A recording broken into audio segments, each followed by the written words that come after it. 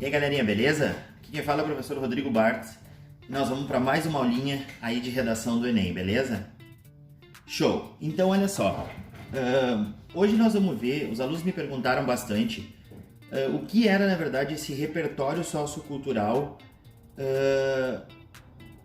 na competência 2 do Enem, tá? Então olha só, como nós tínhamos falado, o Enem ele é avaliado através de 5 competências, tá legal? A competência 2 ela vai avaliar o seguinte, tá? Compreender a proposta de redação, que é a tipologia, e aplicar conceitos das várias áreas do conhecimento para desenvolver o tema dentro dos limites estruturais do texto dissertativo argumentativo. Ou seja, é um repertório sociocultural, se chama. Por que aplicar os conceitos das várias áreas do conhecimento? Que é o seguinte, sei lá, pelas tantas eu achei que literatura cabia na minha redação, Constituição, um pensamento de um filósofo, ou algo parecido, tá? Isso é repertório, é quando eu junto algum elemento de outra área do conhecimento e trago para dentro do meu texto, tá? Uma coisa importantíssima que vocês devem saber, que eu chamo muito atenção, tá? Esse repertório, ele tem que estar pertinente ao tema, ou seja, ele tem que estar ligado a alguma parte do tema, alguma parte do desenvolvimento desse tema, tá? E também, cara, ele tem que ser produtivo, no sentido de que ele tem que estar vinculado a alguma... como é que eu vou explicar para vocês? Ele tem que estar vinculado à argumentação que tu desenvolveu, tá? Por exemplo, eu vou citar, sei lá, segundo Sartre, o homem é condenado a ser livre. Nesse sentido, as telenovelas brasileiras fazem muito sucesso. Entenderam? Então, quer dizer, esse meu repertório sociocultural é bom. Eu usei Sartre, um filósofo, e é legal, é um pensamento muito interessante, mas para ser aplicado em outro contexto, o que tem a ver com as novelas que eu falei depois? Então, na verdade, ele não vai ter nem produtividade e nem legitimidade, tá? E nem pertinência, porque não é pertinente aquele tema, entenderam? Então, olha só, para exemplificar isso para vocês, eu vou ler um texto que eu acho bacana, muito legal, que foi de 2017. Lembra o tema de 2017? Que era em relação aos surdos, tá? Então tem um texto que inclusive está na cartilha do participante aí, na cartilha de redação do participante do Enem, e esse texto ele é da Thaís Fonseca Lopes de Oliveira, tá? Então a Thaís, ela começa o texto dela assim, tá? Na mitologia grega, Sísifo foi condenado por Zeus a rolar uma enorme pedra morro acima eternamente. Todos os dias, Sísifo atingiu o topo do rochedo, contudo, era vencido pela exaustão, assim a pedra retornava à base. Odiernamente, esse mito assemelha-se à luta cotidiana dos deficientes auditivos brasileiros, os quais buscam ultrapassar as barreiras as quais os separam do direito à educação. Nesse contexto, não há dúvidas de que a formação educacional de surdos é um desafio no Brasil, o qual ocorre, infelizmente, devido não só à negligência governamental, mas também ao preconceito da sociedade.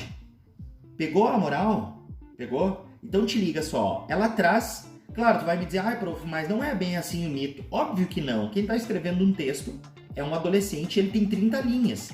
Então, na verdade, ele tem que ser produtivo, tem que ter pertinência ao que ele está escrevendo, entendeu? Então, olha só, ela traz o mito de Sísifo e ela coloca em 4 linhas. Ela explica resumidamente, principalmente a parte do mito que tem a ver com o tema. Porque ela não adianta ela trazer o mito, trazer outra parte que não tem a ver com o tema. E aí olha a sacada dela. Ela traz o mito grego, explica o mito de Sísifo, e ela vai dizer assim, ó, odiernamente, esse mito assemelha-se à luta cotidiana dos deficientes auditivos brasileiros.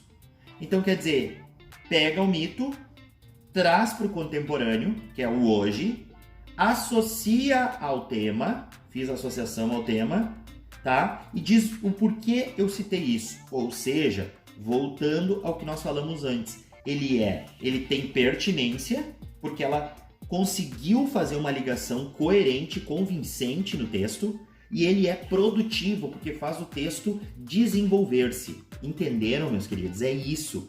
E aí ela continua. Nesse contexto, não há dúvida de que a formação educacional de surdos é um desafio no Brasil, o qual ocorre, infelizmente, devido não só à negligência governamental, mas também preconceito da sociedade. Não é o foco aqui, mas vocês perceberam que ela dividiu, então, os dois argumentos dela?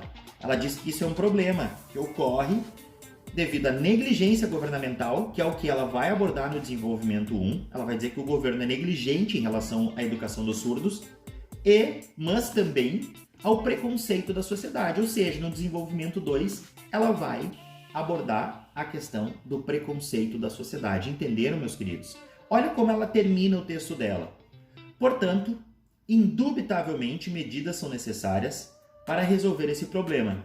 Cabe ao Ministério da Educação criar um projeto para ser desenvolvido nas escolas, o qual promova palestras, apresentações artísticas e atividades lúdicas a respeito do cotidiano e dos direitos dos surdos, uma vez que ações culturais coletivas têm imenso poder transformador, a fim de que a comunidade escolar e a sociedade no geral, por conseguinte, conscientize-se, desse modo, a realidade distanciar-se-á do mito grego e os Sísifos brasileiros vencerão o desafio de Zeus.